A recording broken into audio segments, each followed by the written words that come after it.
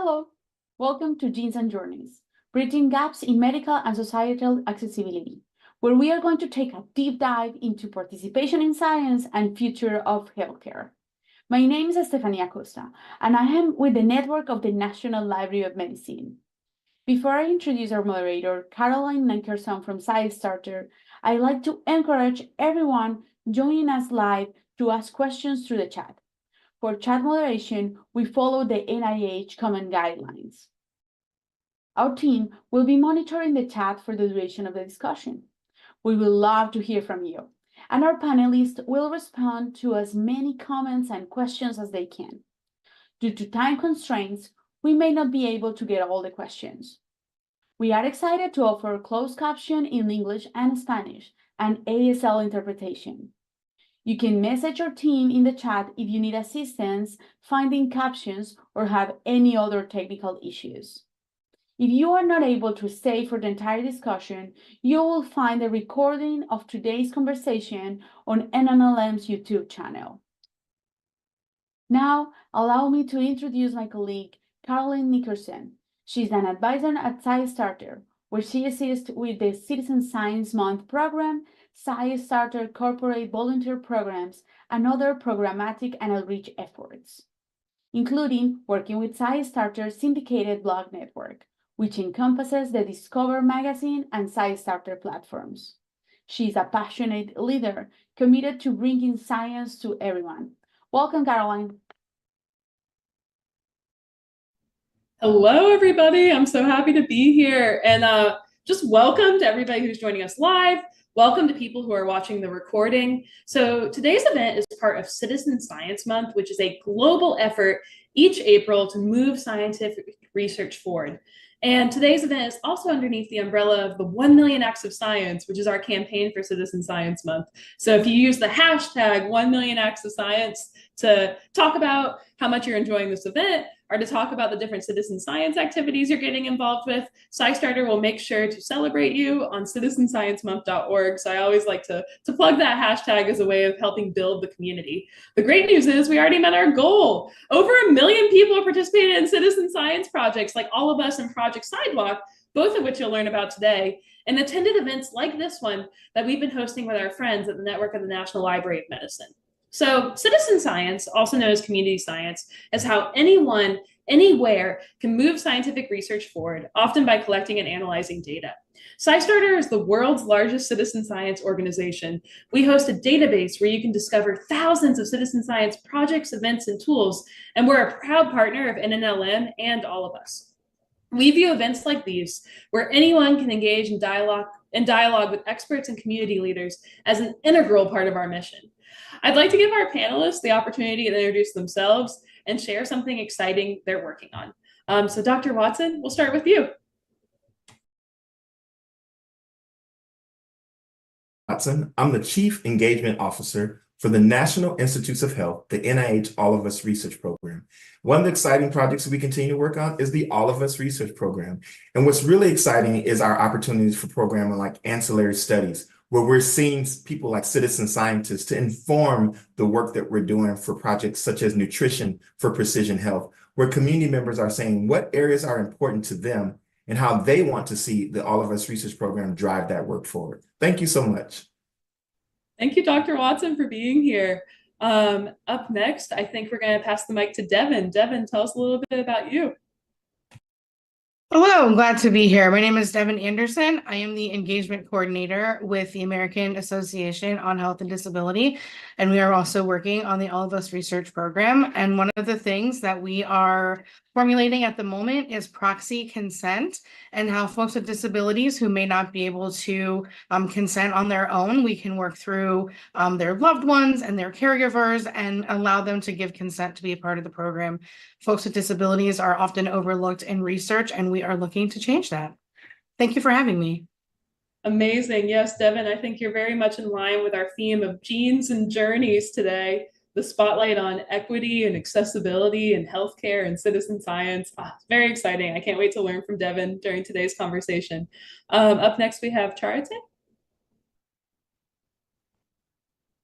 Hi, my name is Charité Ricker, and I am an assistant professor of clinical medicine at USC and also the director of the genetic counseling program at LA General Medical Center. And one of the exciting projects we're currently working on is developing an animated computer character, which is called a relational or conversational agent, that will provide genetic education to patients with cancer.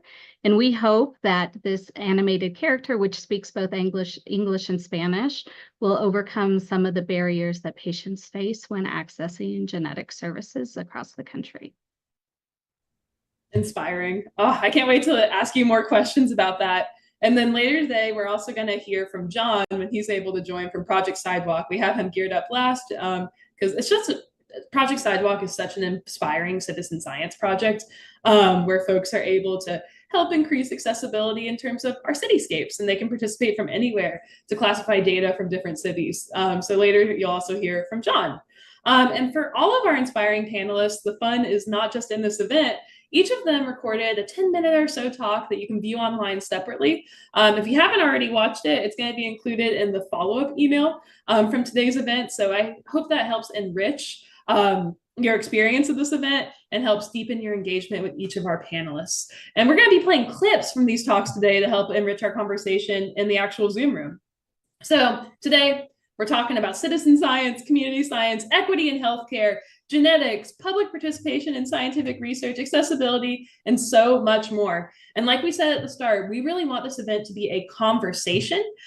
So we want you to use that Q&A feature if you're live with us on Zoom. And if you're watching on Facebook, you can go ahead and head over to the Zoom at any point. The short link is bit.ly, bit.ly/all-of-us-Zoom, all lowercase, if you want to join. And I think it'll be a very impactful conversation. So for those on Facebook, I encourage you to come on over to Zoom so we can get your questions, and we'll try to get to as many as possible. So our first panelist is Dr. Watson. We're so grateful to him for that introduction. And we're going to play a short clip from his pre-recorded talk explaining what the All of Us research program is. Then I'm going to ask him a few questions and some things I want him to expand on. And at the end, we'll take questions from all of you. But Richard, if you can go ahead and roll the clip of Dr. Watson's All of Us overview, that would be great. So what is the All of Us research program, and what are we setting out to do?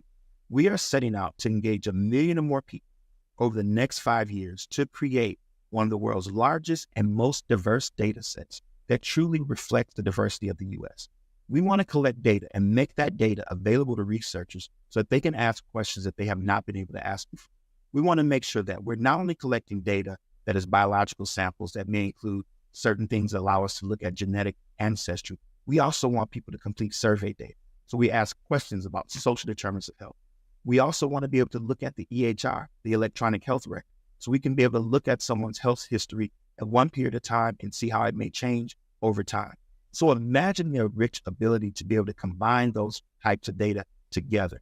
And as a result of our intentionality around diversity, equity, and inclusion, we have created one of the world's largest and most diverse data sets that is truly reflective of the diversity of the U.S. All right. Well, that was very exciting. And so, Dr. Watson, you mentioned this term, social determinants of health, in your clip. Can you tell us more about what that means and how it ties into the intentional collection of data through All of Us? Sure, Caroline. Thank you so much for that question. When we hear the term social determinants of health, I think really the definition of it is in the term social. Those things, we often say where a person lives, where a person plays, where they work, what they eat, what they have access to, even the stress that we can be under, are all things that can determine our health outcomes. I used to do a lot of my work in the Chicagoland area, where in different community areas and different neighborhoods, you could have different disparities. We have a major train line system here called the CTA, the Chicago Transit Authority. You can take in 2 different train stops. You can get on the train at one location, and 2 train stops away, someone's life expectancy can decrease by as much as 20 years. So when you think of that, that's an example of a social determinant of health. Fascinating. So to switch gears a little bit, you lead engagement efforts for the All of Us research program. Can you tell us a little more about why those efforts are directed at populations that haven't been represented in healthcare research and how these efforts hope to change healthcare?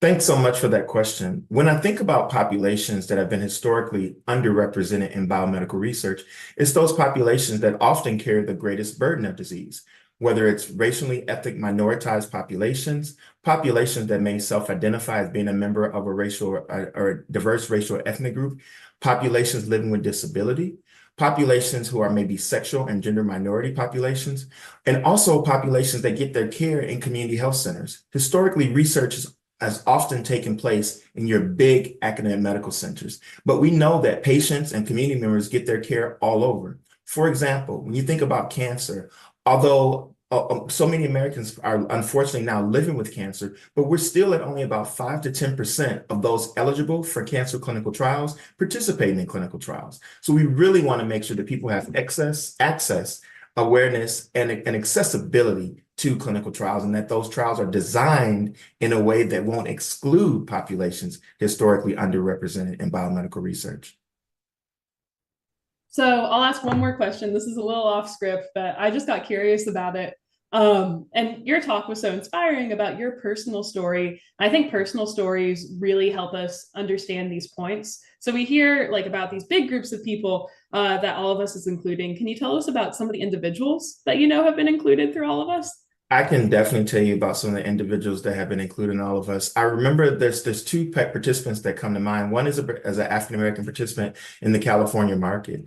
And I was on a call, a recent workshop with partners in California, and they had a participant come on board. And she said it was important for her to join the All of Us research program because of her lived experience, because her mother was impacted by a rare condition, and her family did not know a lot of information about that rare condition. And I'm so happy we have genetic counselors that are and the importance of genetic counseling, because even my own family, when you don't know that the genes that you inherit or the DNA that you have can put you at elevated risk for certain conditions, and you don't have anyone to talk to about, are there things that I can do to minimize my risk? So having this particular participant tell us that it was important for her to join was so important. And I also think about participants like Hugo Campos from our California market that talks openly about his heart conditions and the rare condition that he has, and how research hasn't always been able to answer certain questions for him. But that's why participants like Hugo and the other participant from California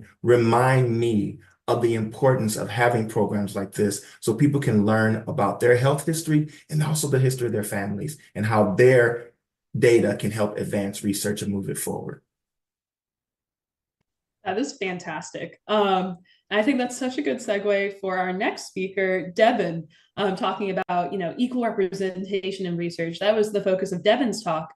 So I think for Devon, let's roll a clip from her longer talk about the All of Us research program and equal representation in research. The disability has historically and continually been left out of health research, and the All of Us research program really seeks to change. All of Us honors the disability movement's central mantra, which is nothing about us without us, by inviting people with disabilities to contribute to research findings that may lead to more tailored healthcare for them and others in the future. I love that mantra, nothing about us without us. So Devon, if you could tell us more about how the All of Us research program brings those critical voices and perspectives to the table. Well, thank you for asking. So we took some liberty with the nothing about us without us line, and we made our phrasing as no research about us without us. And we really do put forth a lot of effort to engage with the community with disabilities. We understand that they are highly underrepresented when it comes to research for various reasons. Accessibility, like Dr. Watson spoke of, there are tons of social determinants of health that determine, who gets healthy and who stays sick. And that is not, the disability community is not immune to that.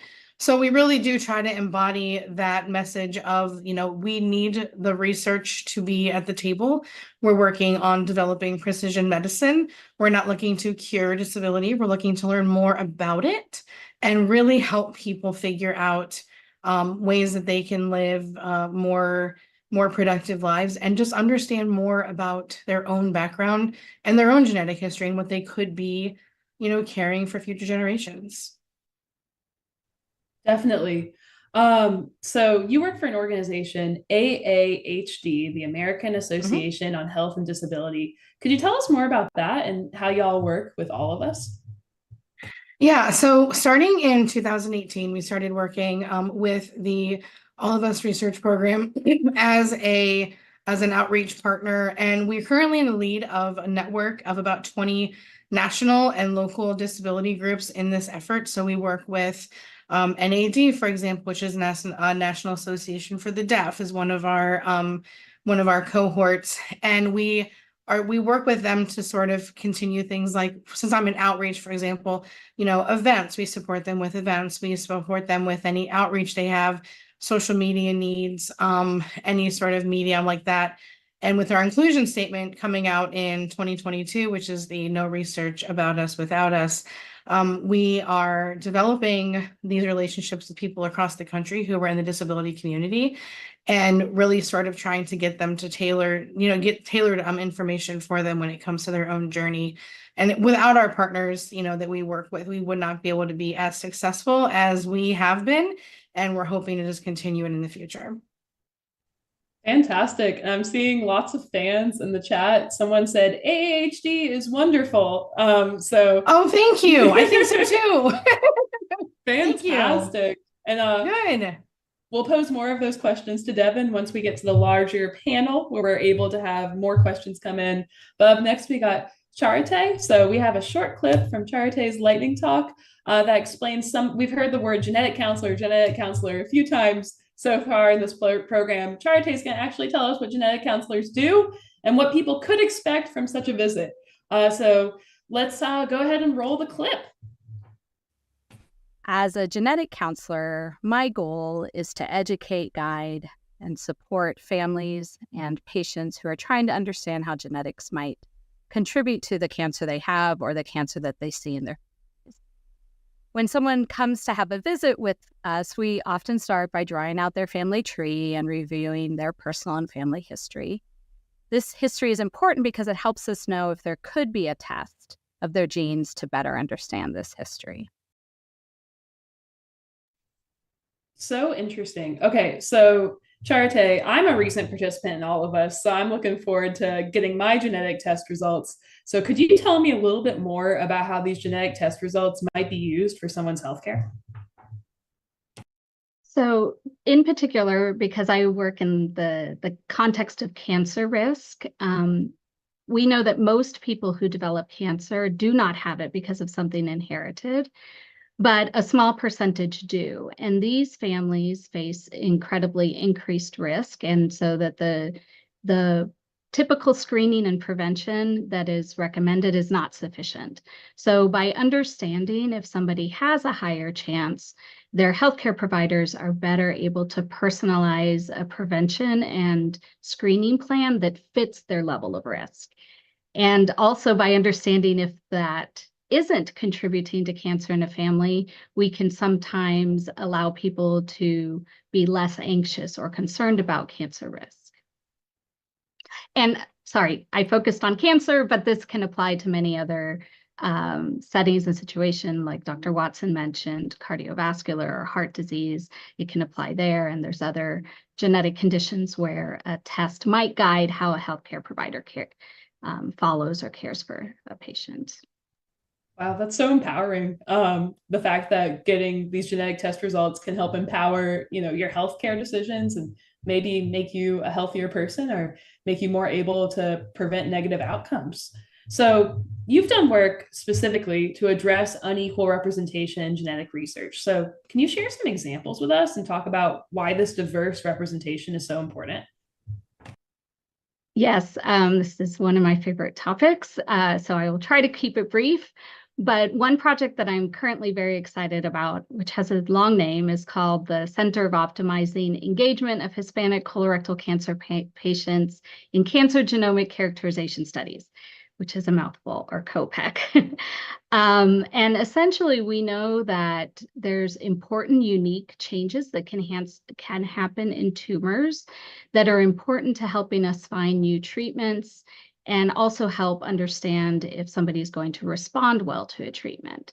However, very little is known about those specific changes that happen in tumors in individuals who are Hispanic or Latino. So the major focus of this study is to gather information and better guide future treatment and care. And even though much less common, less is also known about the inherited component to colon cancers in our Hispanic Latino communities. And so by looking at the genetics of the tumor and looking at genetics of our participants, we hope to guide future care in our communities. In addition, one of the things that I love best about this project is it's not just about the science, but it's also about engaging with the patients and participants themselves, and then incorporating their voices and feedback into the way that we do our research, so that hopefully that makes it more translatable in the future and their voices are represented. And so without diverse representation, we cannot ensure that the findings that come from our research are going to be personalized and able to be benefited from for other communities. Fantastic. Yes, inclusion is so powerful. So thank you for the work you do. Last but certainly not least, we have Jon from Project Sidewalk as our next speaker that you're going to hear from today. So the other speakers you heard from, they're the genes part of the event, and Jon's more of the journey part with Project Sidewalk. But we thought it was important to include his project as well, so we could think about accessibility from all sorts of different angles, including on the streets. So let's go ahead and play a clip from Jon's talk, and then we'll get to hear from him. So let's roll the clip. So my group is pursuing a twofold solution. First, to develop scalable data collection methods that mine massive repositories of online map imagery, like satellite imagery or streetscape imagery that I'm showing here, using a combination of crowdsourcing and machine learning. And second, to create new urban analytics not previously possible. For example, in a beta version of our tool Access Score, which I'm showing here, users can get an at-a-glance custom view of the sidewalk accessibility in their city. Our overarching goal is to map, assess, and visualize every sidewalk in the world by creating scalable human AI crowd techniques. And we have been long working in this space. Each paper here represents a scientific publication advancing work in this area. Research that has significantly relied on community engagement and community science through a tool called Project Sidewalk. Project Sidewalk is an open source crowdsourcing tool for sidewalks, available at projectsidewalk.org. We invite you to try it out. And we're proud to be featured on SciStarter, which is a platform for finding and contributing to community science. You can even earn credit in the SciStarter dashboard for participation. So Project Sidewalk combines online map imagery, remote crowdsourcing interfaces for labeling and validation, and machine learning to scalably map and assess sidewalks. And there's a variety of key outcomes. So working with our partners, Project Sidewalk is being used to improve urban planning, build new interactive visual analytics, and improve government accountability. Wow, Project Sidewalk. So Jon, could you tell us a little bit more about the project and how people participate? Sure, thank you. And thanks so much for having me here today. So Dr. Watson talked about the social determinants of health. And if you think about health holistically, you also think about the environmental determinants of health. So where we live and the environment around us can actually have an impact on our health and certainly our mobility. And so that's really the focus of our group. Though I am a computer scientist, we're developing computational techniques to try to analyze the built environment to potentially help researchers like Dr. Watson, or actually my collaborator, who's Dr. Eisenberg, who's on this call, who deeply care about public health issues, equity issues, and its relationship to the built environment. So Project Sidewalk is a new type of tool that allows people to visit projectsidewalk.org. So you can do this from anywhere as long as you have an internet connection and a laptop, and virtually see imagery of the physical world, and then analyze it for barriers that might impede people who are using a wheelchair or other mobility aid. So it's immersive streetscape imagery, and you sort of walk down it or move down it as if it were a video game and say, oh, well, that curb is missing a curb ramp, right? So it doesn't have street level access. Or that tree is in the middle of the sidewalk, and that presents an accessibility barrier. So the environment itself becomes disabling, not one's ability. So that's the key part of Project Sidewalk. Now, we mentioned that it's on SciStarter. The key part here is community involvement. We work with people with different types of mobility who can access our website, or really anyone can access our website through SciStarter or just going to projectsidewalk.org and using the website to label and find these accessibility problems. And then they can earn different kinds of rewards on SciStarter or on our website too, through badges and leadership board and so on. Wow, that's so exciting. So I think we have a pretty good understanding of how to participate in Project Sidewalk. So let's hear about some of the policy outcomes and some of the impacts so far. So we have a clip about that from Jon's larger talk. Let's roll the clip. As a result of our data, the Newburgh City Council established a new sidewalk renovation program in the region, including the authorization of $50,000 for immediate sidewalk repairs on city property, and established a sidewalk accessibility grant program to help homeowners fix sidewalks outside their homes. So Jon, could you expand on that a little bit? Talk a little bit more about how important it is for all of us to contribute to data collection so we have outcomes like the one we just heard about? Yeah, and my apologies to Brandon for speaking so quickly in that clip. I think you did a wonderful job trying to interpret it. Recently someone shared a story with me about the built environment, and I thought it was such a great anecdote. I want to share it with you. So sidewalks are really critical to mobility in cities and even rural areas. They connect us last mile, first mile to transit services. They're often utilized as a primary pathway to schools and education, libraries, and certainly parks, right? So it's not just about economics or access to education. It's also about quality of life. And so I want you to imagine that you determine that there's a giant pole that's in the middle of your road, right? And you call the city and you say, there's a light pole in the middle of my road. And I've seen a couple of cars crash into it in the last 24 hours. How quickly do you think the city would deploy people to actually start to fix that, right? Where when it comes to our sidewalks, unfortunately, where we actually see some of the same types of barriers that affect all of us, whether or not we're carrying luggage or pushing a cart or in a chair rolling along, that dramatically impact our mobility. So I think the key is we need data, we need community partnerships, and we need local government to help us make change. And we do that through a very data-driven oriented fashion. Fantastic. So I think we got a great overview of genes and journeys. You heard from folks involved with the All of Us research program. You got to hear from Jon about another citizen science project, Project Sidewalk. Let's pivot back to All of Us for a second. And I'll start off with a question for Dr. Watson. So we've talked a lot about research, which I think feels like a scary word for a lot of people. We feel like we're not qualified to do research, but we're talking this Citizen Science Month about how we can all be a part of research, no matter our background, through projects like the All of Us research program. Can you talk a little bit more about this and what you want to demystify about participating in citizen science generally and All of Us specifically? Sure. Thank you so much for that question. When I think about how we want to demystify the research project, I start even be inclusive of citizen and community scientists. I often have to start with conversations about what research is. And I start with very simple conversations that people have. My family, like many families, are dealing with diabetes. We know that many of our families have high blood pressure or hypertension. And so when I run into communities and they say, I don't want to be a guinea pig, and I hate that term, but they say, I don't want to be a guinea pig. I don't want to participate in research. And I asked them a very simple question. I said, have you ever gotten a prescription from a doctor, a nurse practitioner, or any other provider? And they say, of course I have. I said, and that prescription was, you had to go take it to a pharmacy and get that prescription filled. And they say, yes. I said, well, guess what? That drug that you took for your diabetes, I said for your allergies, if it was prescription, and it was FDA approved, that drug went through the process of clinical trials. It went through a process where it was tested in a safe space, where it was looked at for its risks and its benefits, And then it determined what the safety profile was, how effective that drug was, and then that drug came to market and it got to people like you. So then this is where citizen scientists come in, because that's still a very scary process, even though I walk our participants through that.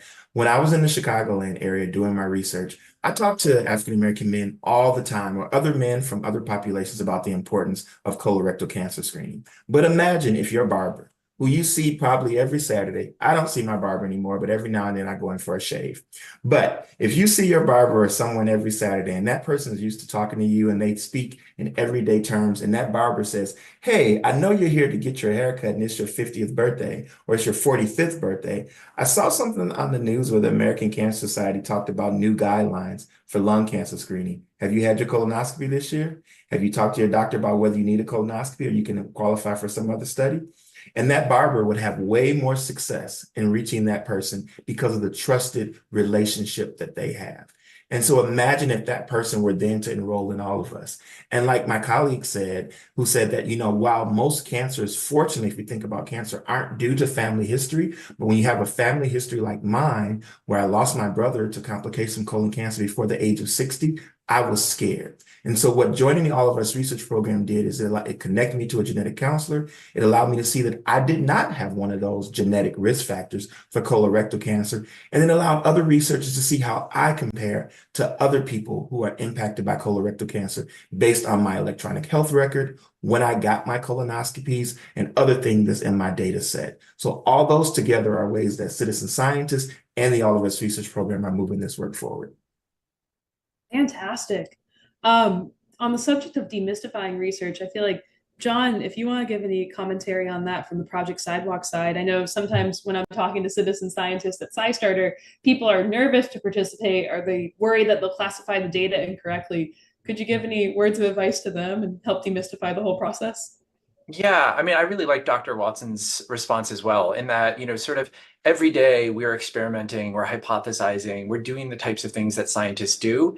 And in Project Sidewalk, we kind of break these things down for people and try to help them. We assume that you actually haven't really assessed the built environment in the past, and certainly not with the lens of disability.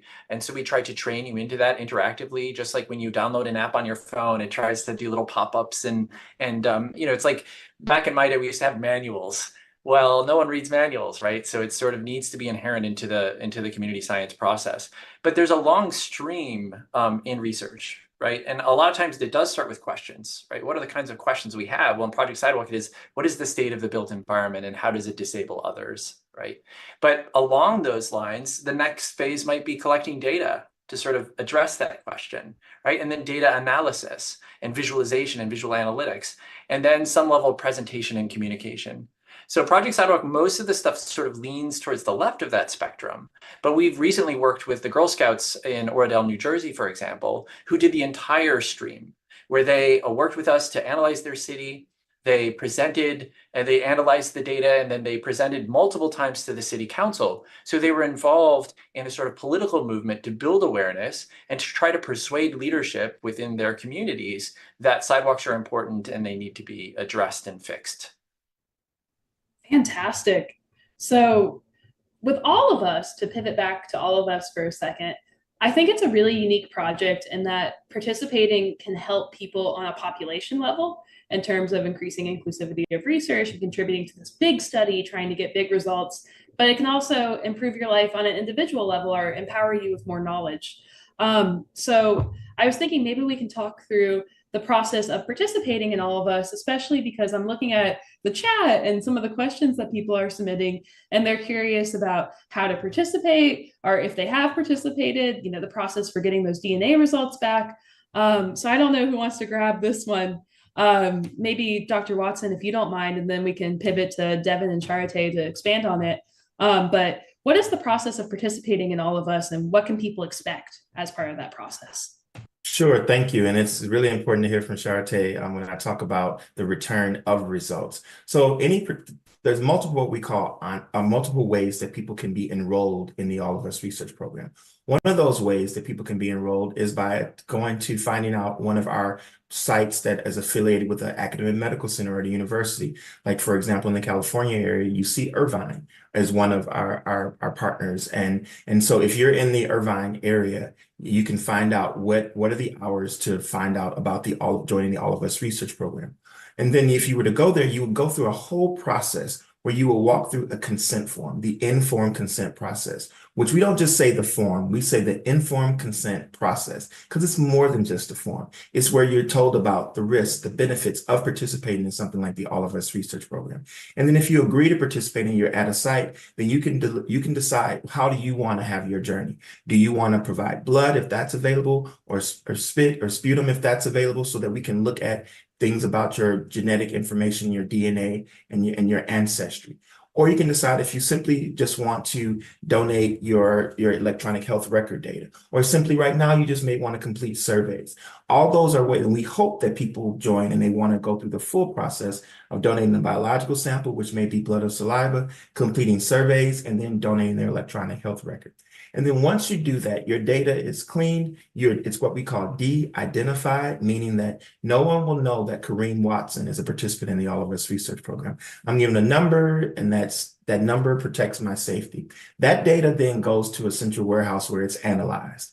And then from that data analysis, it's sent to another opportunity where researchers can then get access to that de-identified data. And then lastly, what I'll say is that for just recently, the program reached a huge milestone in that we returned data to over 100,000 participants who have been in the program. And I know that some people have been in the program since 2018, and it's been frustrating for some of those participants to get that data back. I was one of those participants, but I finally got my data back, and something amazing happened. I got access to a genetic counselor. So any participant in the All of Us research program that gets their findings returned back to them, whether it's the medicine and DNA report, meaning how certain genes and changes in those genes may impact how you metabolize or how your body breaks down a certain medication or uses that medication. We call that report medicine in your DNA. Or you can get another report about certain findings that may be actionable, meaning that you can go talk to your primary care doctor about that. And all those findings are returned, Caroline, through the process of you speaking with a genetic counselor for free.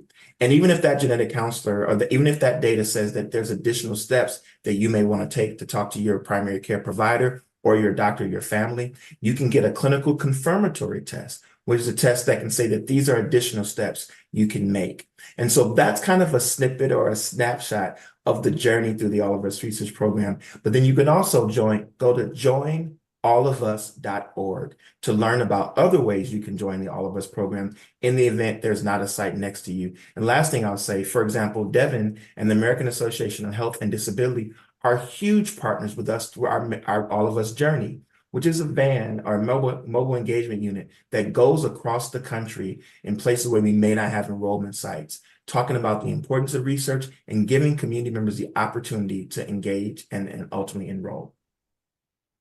Amazing. So I think you gave us a great overview of how someone gets involved and how you can enroll. So let's say you got your results back. And now you're going to the genetic counselor. I think it's time to call on the genetic counselor in the room to tell us a little bit more about how that whole process works. So Charité, over to you. So I'm not a genetic counselor in the All of Us program. And so, but I do know a little bit about what that process looks like. But please, those of you who are more closely associated, jump in if I misspeak. My understanding is that you get prompted and then you're able to make a telephone appointment with that counselor who will then review any, like Dr. Watson said, any clinically significant findings, and then talk through next steps around whether another test is needed to confirm those. And then at that point, I believe that that information is shared back by the participants with their primary care providers, so that information is able to be used in their care. I can speak a little bit to as somebody who is a clinical genetic counselor, what that process looks like, which can either be a telephone consult in a similar way, or sometimes in person. I know at our facility, about 60% of our patients actually prefer to come in person to sit down and have those conversations about whether or not testing is indicated and what kind of the pros and cons of doing a test are and how that test may impact their care. Fantastic. So I think we've gotten a really good understanding of participating in projects like All of Us at the individual level. So let's pivot to the community level and hear from Devon. So Devon, I know no community is a monolith. There's so much diversity within the community of folks with disabilities potentially. So could you tell us a little bit about how AAHD approaches these diverse perspectives within the disability community to form these partnerships, and how citizen/community science can involve the disability community? Yes, thank you for asking. First of all, back to Dr. Watson, we are, because there are a lot of areas in this country where access to the health, the academic resources, and the academic research houses are not available or accessible. I just had the opportunity last week to spend the day with our journey bus in Columbus, Ohio. And so I got to see front and center how it worked. And I think that when you're looking at people with disabilities, a lot of the concerns that they have around health research is just making it accessible. So I know that Dr. Watson had spoken about the fact that some people just can't make it in person, be it mobility issues, be it location, all those social drivers of health, right, that can be stacked up against people. So I just happen to have mine with me. I am a member of the All of Us Research Program, and this is the box that my saliva collection kit came in. So you can go to the website and sign up, and they'll send you a kit. I've already completed a bunch of surveys. I'm waiting on my results, which I'm so patient. It'll be like Christmas morning and I'll just forget. And then one day it'll come in. I'll be like, oh yeah, there it is. So I look forward to that. But I think it's really important to remember that not all disabilities look the same. And, if you've met one person with a disability, you've met one person with a disability, right? There's not always common threads. In fact, there's hardly ever any. So what I love the most about the All of Us Research Program and the work that we do is that we really try to make it accessible for everyone. We've opened up a conversation series here at AAHD where we are hosting pretty much the schedule currently is about bi-monthly. We're having webinars dealing with the disability community and issues that or concerns rather that might come up within that community. We have one tomorrow over long COVID and disability. And we invite people to come and join the webinar and just learn more from a panel of experts on maybe aspects of disability they never thought of. We had on intersectionality and what it means to be a Black person with a disability, or any one of like a queer person with a disability. There are so many caveats of disabled life, and it never just looks like one thing. And so we really are trying to make the program and our partners engage with the community just on the individual level. Again, I know you said there's no such thing as a monolith, right? And so I think that is one of the biggest takeaways that I have found in my work is that, it can look a bunch of different ways. You can have communities of all different stripes. And as long as we can continue to make it accessible for them in whatever way we can, we definitely are going to. So we also offer office hours. So after the webinar on Thursday, we have an open office hour for an hour where people can come in and drop in and ask us any questions maybe that they didn't get answered, ask us questions about the All of Us Research Program itself, maybe how they can get more involved if they're interested. And so we really do like to keep an open door as much as possible to continue to engage with them on whatever level that they need engaged with. That's phenomenal. So I think we've heard from all of our speakers how folks can get involved on an individual level. And then Devon talked a little bit about engaging community members, especially from the disability community. I saw an interesting question come through the chat, which I think ties into this theme of community. So one person mentioned, I have grandkids and I want to get them involved as citizen scientists. I'm seeing other people in the Q&A box saying, how can I help get my community involved, almost acting as a facilitator? So maybe we can start off with Jon for this question. So Jon, if someone wants to be a leader and get other people involved in a project like Project Sidewalk, what would be your advice to them? Yeah, well, specifically for us, because we rely so much on community engagement and community leadership, both on the disability advocacy side, as well as sort of the local partnership side, we've developed a new website called accessiblecommunities.org, which identifies sort of 4 different types of stakeholders. So for example, if you're a government worker and you're interested in these low-cost tools to help assess the built environment in your communities, if you're an educator, maybe K through 12 or particularly middle school through high school, I mentioned those Girl Scouts before, and you want to adopt curriculum around the built environment, disability, and public health, you might be able to use Project Sidewalk. And what we actually found with our Girl Scout deployment was that it actually changed not just their attitude, but also their behavior around sidewalks and equity. And so I think there's a lot of really cool curricular advantages of employing this, both on the data science side, as well as just developing good, enriched humans in society by allowing this to be in middle school and high school education. And then also certainly our disability advocates and community partners. And so this is a new website, it's accessiblecommunities.org, and it does try to detail and help people understand, because we realize we need to create almost zero friction to help people because everyone's really busy, and sometimes disability is not top of mind. 100%. And I love the point about zero friction. I'm even seeing this in this event because I'm seeing more questions come in from people asking about things we already said. And I think this is true with all of us, with not all of us like the project, all of us like everybody in the world.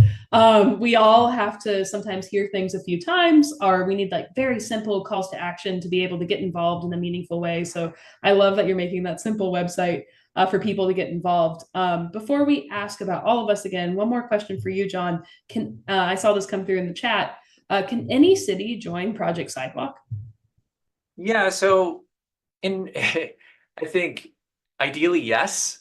What we found in practice is that we really want to work with local community activists. And so that community partnership is pretty critical. And so we have like a list of considerations. Accessiblecommunities.org goes over this. But we also have this like little point by point. Here are some things you should think about. Because while Project Sidewalk does make it easier to evaluate the built environment, it still is a lot of work. And even then, once the data is collected, it takes a lot of persuasive advocacy, city council meetings or otherwise, to try to get the ear of leadership to invest in sidewalks. So in some ways, Project Sidewalk is part of a greater story. And we try to make that clear when people contact us. But we're very interested. We're in 21 cities, 7 countries, 5 different languages, including Spanish and Mandarin and Dutch and German. And we're very interested in these partnerships and growth.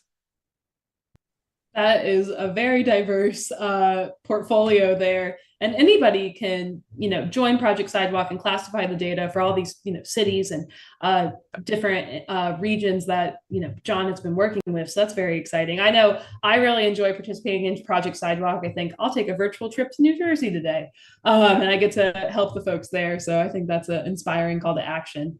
Or Taiwan, or Amsterdam, or Zurich, or there you go. Ecuador. So there's, so many different opportunities. That's so exciting. So on the topic of all of us again, so I know folks are saying, how can I get involved? And some of the folks who are already involved are saying, how can I stay involved? So maybe Dr. Watson, since we're almost at the close of the event, you can review it for us one more time. What happens after somebody goes to joinallofus.org, and then how they can stay involved in the program after they initially join? Just walk us through that whole process again. Thank you so much. So if you have joined All of Us and you are a participant, like Devon said, and you get that kit, you may receive information about, we encourage you to visit the website. When you log in, you get a unique login and a password that allows you to go onto the website to almost see, not almost, but to see the progress of your journey. So for example, you'll be invited to complete surveys and questionnaires. We just recently did a project that's an ancillary study called Exploring the Mind, where it's asking certain questions about mental health experiences with the healthcare system and just different questions about mental health. And we know that that's so important and how that can inform other aspects of our health. Our mental health is all a part of our holistic health. But for example, if you're All of Us participant, we encourage you to complete the request that we give you for surveys. We also encourage you that you may be at one of the sites that may have opportunity to think about enrolling in other aspects of the program, like the Nutrition for Precision Health program, for example. We encourage you to consider doing that. And then update your information, like if your address were to change, if your phone number or email were to change, to make sure you update that, because staying engaged in the program is so important. And then encouraging other family members and other friends to enroll in the program. Fantastic. And we're almost at the close of our time together. So I think we'll have each speaker give their final remarks. So today's theme, Genes and Journeys, Bridging Gaps in Medical and Societal Accessibility.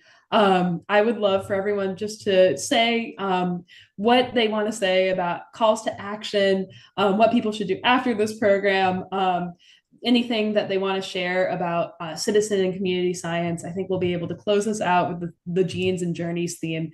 And if you don't mind, Devon, we'll start with you. Give us your parting words of wisdom. Yeah. Oh, yes, I will do my best. No, I think one of the things that I want to impart is just how important it is to stay engaged with your health. I think as, when we're kids, we're always, we have our annual appointments and we have all of these things when you're younger. And then I think as we become adults and we get older, those things kind of fall by the wayside. And then all of a sudden, somebody that we know has cancer or somebody that we know has diabetes. And then it's like, oh my gosh, how does this affect me on an individual level? So just staying engaged with your healthcare and your own health journey is really important, especially in terms of genetics. To Dr. Watson's point earlier, I think the best way to stay engaged with the All of Us research program in particular is just that, stay engaged. Be ready for surveys and emails. And I know that a lot of people are like, well, maybe I don't want to know the big scary things, but a lot of times it's just taking that deep breath and getting ready for what it says, and then, following the journey to completion, whatever that means in terms of your own health. I think one of the biggest things that we need to remember is we are citizen sciences. We have bodies. We are made of mass and energy. And I think we all have the potential to do greater things if we just stay engaged with ourselves and our own journeys. Inspiring. Charité, do you have any final thoughts on the Genes and Journeys theme? Any parting words of wisdom? I think I'll add to Devon's comments and just say that in addition to staying engaged with your own health, to gather family history information. This is incredibly important information to share with your doctors. And sometimes we don't talk openly about disease and illness within our families. And I would encourage all of us to start those conversations, gather that information, and then take it back to your doctors and ask and share and say, this is what's going on in my family. Do I need to talk to a genetics provider about this? Is the genetic testing indicated? Because often there are steps that can be taken for prevention, but if that kind of bi-directional conversation isn't going on, it's hard to get the appropriate guidance in that space. So talk more in our families, share kind of along the demystify disease and make those conversations more open so that everybody that we love can benefit from that knowledge and information.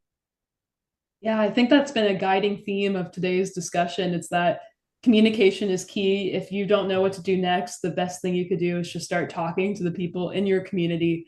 So on this Genes and Journeys theme, Jon, do you have anything else to add? Any parting words of wisdom for us? Well, I've really enjoyed this panel and certainly learned a lot myself. But yeah, I suppose there's the journey of life and then there's our own mobility journey. And I think as we age, we all have different types of mobility and different types of needs. And it's useful to think about how the built environment both is conducive to that, but can also constrain it. And if you are interested in this, please do visit accessiblecommunities.org and hopefully we can change the world's sidewalks together. Let's do it. And then Dr. Watson, any parting words of wisdom for us about the Genes and Journeys theme? It takes all of us, and I truly do mean that. I'm like so excited for Jon's work. I'm excited to go back to our data set and find some scientists that are interested in looking in our 3-digit zip code data, for example, and seeing if there's any stories that our 3-digit zip code data can tell us about accessibility of sidewalks. There may be some cities that we can find out that may have a higher incidence of certain conditions that we even collect wearable data. But if we don't have accessible sidewalks and accessible walkable paths or paths where people with different mobility issues can get around in those communities, then we're missing half the answer. So it's important for us to get all of the answer by having all of us involved. Thank you all so much. Awesome. I think that's another theme from today's talk, that there's a lot of work left to do and it takes all of us to do it. Thank you, Dr. Watson. So if you all enjoyed hearing from the speakers today, good news. If you haven't watched their lightning talks yet, you can find them on NNLM's YouTube channel, as well as SciStarter's YouTube channel and Facebook later today. So you can watch those talks and learn more from our speakers, about 10 minutes per talk. And also, Citizen Science Month isn't over yet, so you can go to citizensciencemonth.org and continue to participate in different projects. Even though we hit 1 million acts of science, let's hit 2 million. Let's keep it going throughout the whole year. And you can participate in all of us too, and that counts as an act of science, a really impactful one as well. So I'm going to pass the mic to my colleague Stefania to end the show today. Thank you so much to everybody. Thank you so much to our panelists for joining us today. To our audience members, we want to thank you so much for joining. We hope the discussion will help jumpstart your interest in learning more about how you can help change the future of health by participating in research programs like all of us. We invite you to watch the Lightning Talks to learn more about the topics covered today. The program was made possible in partnership with the National Library of Medicine, the network of the National Library of Medicine, All of Us California, Arizona State University, and SciStarter.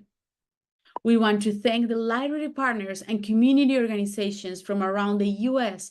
for promoting this event to their community members. We welcome your feedback on this program through our online survey. A link is available in the chat. Your responses will help us continually improve our programming. Goodbye.